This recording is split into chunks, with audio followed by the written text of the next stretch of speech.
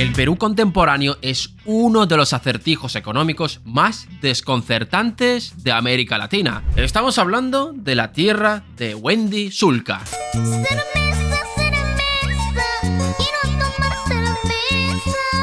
El país protegido por el mismísimo Señor de la Noche. Que la policía instale un lugar para recibir justamente a muchas... Pero mira lo que estamos viendo ahí. Es Batman, el caballero de la... Y no podemos olvidarnos del momentazo donde Hitler le ganó las elecciones a Lenin. Hitler contra Lenin en Perú. Un ciudadano llamado Hitler Alba Sánchez está compitiendo contra otro llamado Lenin Vladimir Rodríguez por el cargo de alcalde del municipio de Yungay. El lore de Perú da para una serie. El Palacio de Pizarro se ha convertido en una puerta giratoria, un desfile casi ininterrumpido de mandatarios que han terminado destituidos, encarcelados, investigados por corrupción o prófugos de la justicia. Y ahora tenemos al mismísimo Quagmire de presidente, quien tenía cierta afición por páginas para hacer un estudio de anatomía humana, además de ser tremendo poeta. Empecado por tu cinturita y tentado por tu fresca boquita, noche tras noche mi alma te sueña, blanquita y linda. Puede parecer que este vídeo va a carecer de toda seriedad, pero creo que es necesario presentar a nuestro protagonista de hoy porque con este lore cualquiera pensaría que este país está en absoluta ruina económica, pero no lo está. Estamos hablando de una de las economías más estables de toda Latinoamérica. Y sí, es una historia que ya hemos contado varias veces en este canal. Muchos ya sabéis que la clave de este milagro está en su constitución, pero nunca nos hemos preguntado cómo funciona exactamente este mecanismo que hace que Perú sea inmune a su lore, por qué se han visto obligados a crear esta ley y cómo pasaron de tener la mayor hiperinflación del siglo XX a esto. Pues esto y más es lo que vamos a ver en el vídeo de hoy. Así que, no me enrollo más, poneos cómodos, ¡que empezamos!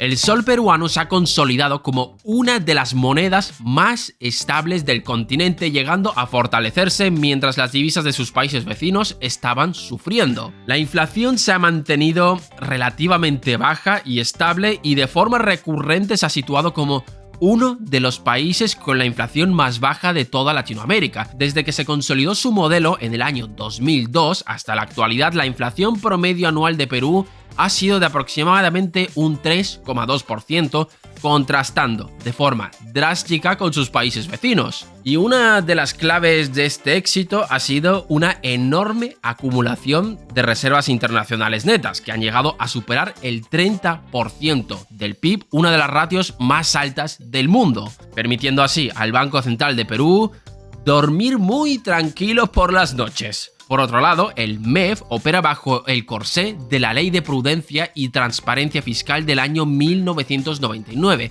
una ley orgánica que establece reglas y límites claros sobre el déficit fiscal y el endeudamiento público, dificultando enormemente que un gobierno de turno, por más populista que sea, pueda embarcarse en una aventura de gasto insostenible. Gracias a esta ley, la deuda pública bruta de Perú se ha mantenido en niveles extraordinariamente bajos para la región, promediando alrededor de un 28% del PIB durante las últimas 2 décadas, con un pico de un 35% en la pandemia. Esto puede sorprender si tenemos en cuenta que Perú en el siglo pasado registró la hiperinflación más alta de Latinoamérica. ¿Y cómo ha pasado de tener esa inestabilidad a ser la envidia de Latinoamérica? Pues con esto vamos ahora.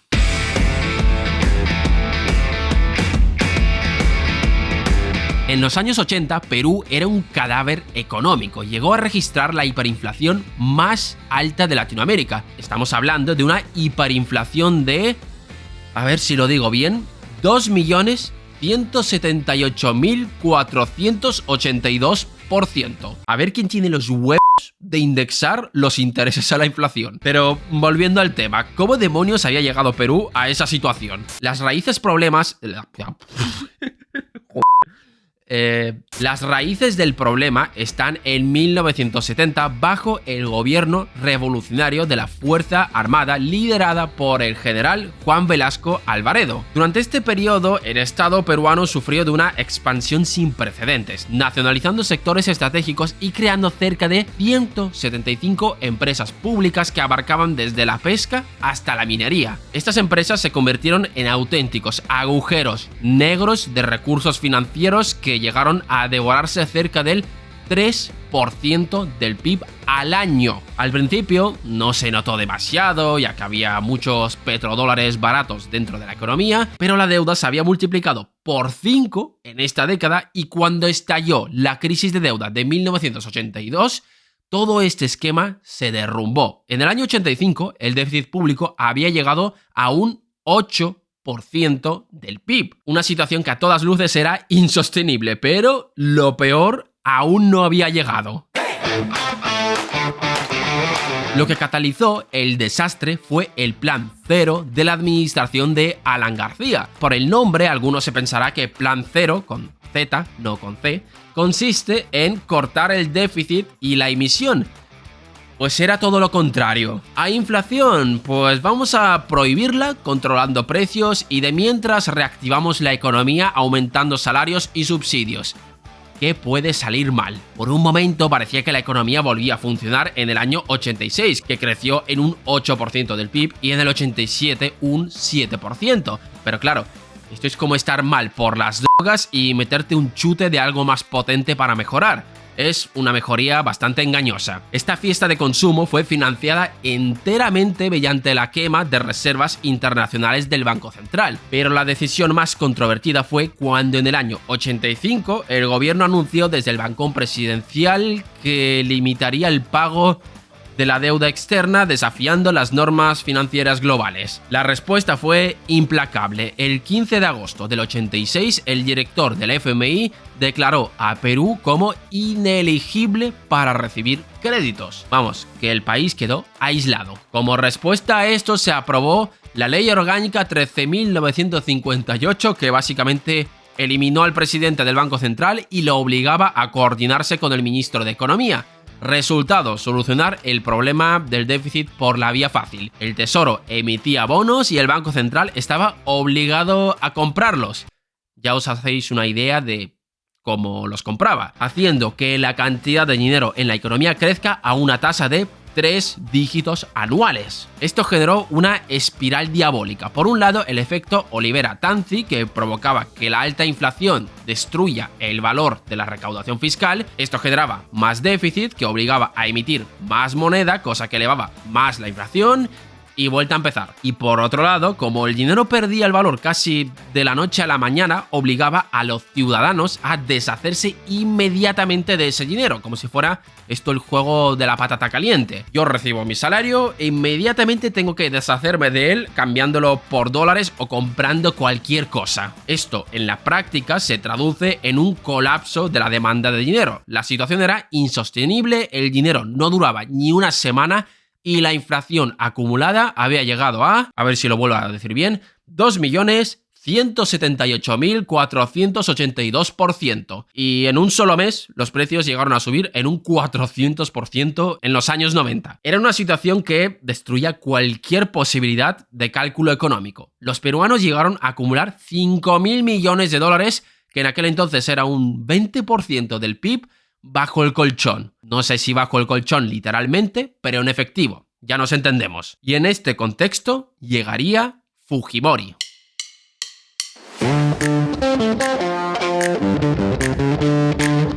Cuando llegó el gobierno de Fujimori en los años 90, implementó su programa de estabilización. El 8 de agosto se implementó la reforma que cambiaría el futuro de Perú, conocido como Decreto Supremo del 8 de agosto o el Fujishock. Y el proceso fue hasta cierto punto parecido a lo que ha hecho Milei en Argentina, solo que en una situación mucho más catastrófica. Lo primero que se hizo fue un sinceramiento de precios públicos. Como había un montón de controles de precios, muchos de ellos estaban artificialmente bajos. Parece un chiste decirlo, con una inflación de más de 2 millones, pero así era. De la noche a la mañana el precio de la gasolina pasó de 21.000 intis, los intis era la moneda que había en Perú en aquel entonces, a 675.000 intis, un incremento de un 3.000%. Y a eso le siguieron las tarifas eléctricas, de agua, teléfono, vamos, todo. ¿Y para qué sirve esto? Básicamente para decir, vale, estos son los precios reales de las cosas, pero aparte de esto servía para frenar la sangría de las empresas públicas. Como muchas de las empresas tenían que vender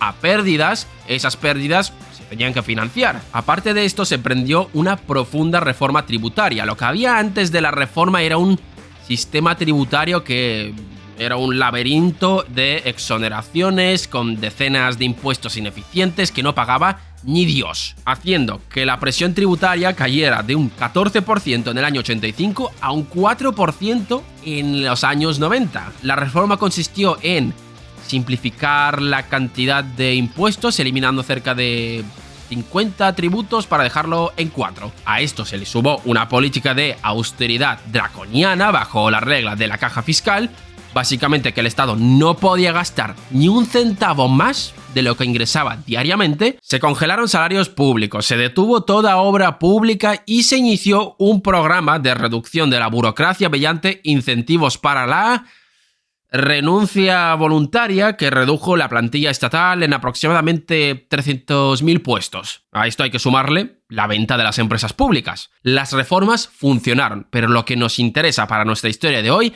es la reforma que se hizo en el Banco Central, ya que sentaron las bases de lo que hoy sería Perú. La reforma más trascendental, que luego quedaría consagrada en el artículo 84 de la Constitución de 1993 y en la Ley Orgánica del Banco Central del 92, se estableció una prohibición legal donde el Banco Central no podía financiar al Tesoro Público. En palabras menos formales, se le quitaba la impresora de dinero al gobierno. Y a diferencia de otros planes de estabilización de la región, como el Plan Real de Brasil o el Plan de Convertibilidad de Argentina, Perú lo que hacía era controlar lo que se conoce como la base monetaria, es decir, los billetitos físicos. Básicamente, si la gente demandaba moneda nacional, el Banco Central solo podía emitir nueva moneda si había dólares equivalentes en las reservas. Todo esto generó un shock bastante doloroso para la economía, pero fue efectivo. En agosto de 1990 la inflación mensual era de un 400%. En diciembre de ese mismo año bajó a un 23%. Pero a pesar de esto, el INTI, que era la moneda de Perú, estaba muerto. Era como la ex que vuelve diciendo que he cambiado. No te la crees. Por tanto, se tuvo que crear una nueva moneda bajo la ley 25.295 de 1991 que introdujo el sol peruano con una equivalencia de 1 millón de intis por cada sol. El cambio de moneda no acababa con la inflación, pero simplificaba bastante la contabilidad nacional. Tú imagínate la de ceros que tiene que haber en las hojas de cálculo del gobierno. Todas esas reformas funcionaron, la economía empezaría a sanar y la comunidad internacional empezó a recuperar la credibilidad. Paréntesis. Ya sé que Fujimori era un dictador que cometió muchos crímenes, pero esto no es el tema de este vídeo. Pero lo más importante para nuestra historia de hoy es que se consolidó la nueva forma de operar del Banco Central de Perú y sentaría las bases para que ahora pueda convertirse en lo que es hoy en día. Ahora bien, ¿es suficiente con esto? Es un primer paso, pero es imposible entender por qué el sol peruano es lo que es sin entrar a ver cómo funciona en detalle el Banco Central.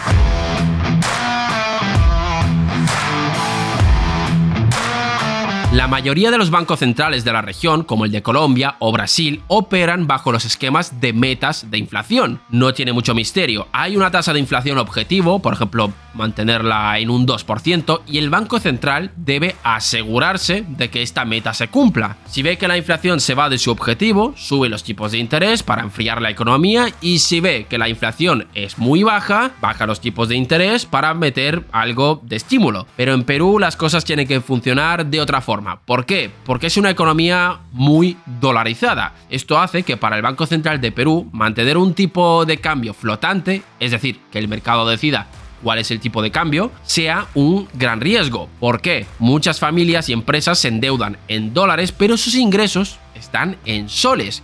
como haya un movimiento en el tipo de cambio, el riesgo es enorme. Imagínate que tienes una deuda en dólares y por un movimiento en el tipo de cambio, esa deuda mágicamente se duplica. Es un tema bastante delicado. De un día para otro, una empresa puede ver cómo su deuda se incrementa sin que cambien sus ingresos. Esto obliga al Banco Central de Perú a intervenir en el mercado cambiario prácticamente a diario, a diferencia de sus pares que lo hacen de forma bastante esporádica. En vez de fijar el tipo de cambio en X valor, lo que hace es suavizar las fluctuaciones para evitar movimientos de pánico. Con esto consigue mantener la calma y a pesar de todos los episodios de pánico que hay en el país, el tipo de cambio se mantiene más o menos estable. Y para eso necesita reservas y ya hemos mencionado que el Banco Central de Perú tiene una de las más elevadas del mundo. Pero estas reservas también les sirven de emergencia. Los mercados emergentes son los primeros en sufrir en caso de pánico global, pero el Banco Central de Perú, con su enorme cantidad de dólares, puede combatir tranquilamente cualquier fluctuación. Por ejemplo, en el año 2008, tras la caída de Lehman Brothers, el crédito en dólares desapareció. Nadie iba a prestar a los bancos peruanos. El Banco Central de Perú tuvo que vender casi 7.000 millones de dólares en pocos meses para evitar que la cadena de pagos se rompiera, y lo hizo sin despeinarse. Esto ya de por sí marca la diferencia, pero sin duda lo más interesante es ver cómo interactúa el Banco Central de Perú para que los propios peruanos utilicen la moneda local. ¿Y cómo lo hace? Pues ahora mismo lo vamos a ver. Sin duda, la innovación más curiosa del Banco Central de Perú es su instrumento de depósitos indexados. ¿Y para qué sirven estos depósitos? Pues atentos porque os va a estallar la cabeza. Sirve para combatir la dolarización de la economía. Sí, suena raro, pero ahora os explico cómo funciona. Un problema para cualquier economía es que la gente no quiera ahorrar en su propia moneda. ¿Por qué? Pues si de pronto recibes tus ingresos en una moneda y rápidamente la cambias por otra, vas a presionar la moneda local. ¿Qué es lo que hace el Banco Central de Perú para evitar esto de aquí? Ofrece los certificados de depósitos liquidables en dólares. Sí, lo sé, el nombre es demasiado sexy, pero ahora os explico en qué consiste. El Banco Central ofrece un producto de estos a los bancos comerciales. Los bancos comerciales los compran entregando soles, pero al final se les devolverá el dinero ajustándolo a los cambios en el tipo de cambio. Gracias a esto, los bancos privados pueden ofrecer a sus clientes productos de ahorro en moneda local, promoviendo de esta forma la desdolarización de la economía. Lo que está haciendo es incentivar a que la gente quiera ahorrar en soles. Aparte de esto, el Banco Central es mucho más estricto con los encajes, es decir, todos los bancos están obligados a mantener cierta proporción de efectivo en sus reservas. Esto es el encaje o el coeficiente de caja. Pero en este caso, los encajes en dólares son más altos que los que hay en soles. ¿Por qué? Porque el Banco Central de Perú no puede imprimir dólares. Y esto de aquí fomenta que los bancos privados presten soles en vez de dólares. Básicamente porque las condiciones en dólares son más estrictas que en soles. Es decir, el Banco Central de Perú no solo cuida que la inflación no se le vaya de madre, también incentiva que los peruanos quieran utilizar la moneda que emite, que esto al final entra dentro del control de la inflación. Al final, el Banco Central de Perú se ha dado cuenta de cuáles son los problemas que tiene una economía emergente y le ha puesto solución. La reforma de los 90 fue clave para que el Banco Central se mantenga fuera de las garras del gobierno, y esta independencia le ha permitido crear herramientas muy sofisticadas para mantener su cometido sin ningún problema. Ahora bien, como ya hemos hablado en varias ocasiones, tener una buena moneda no es suficiente. El resto de las cosas también importan, pero esto ya es tema de otro vídeo, que si no os lo queréis perder, suscribiros, dejadnos en los comentarios qué os ha parecido este vídeo, gracias por vernos. Un día más y nos vemos en el próximo vídeo.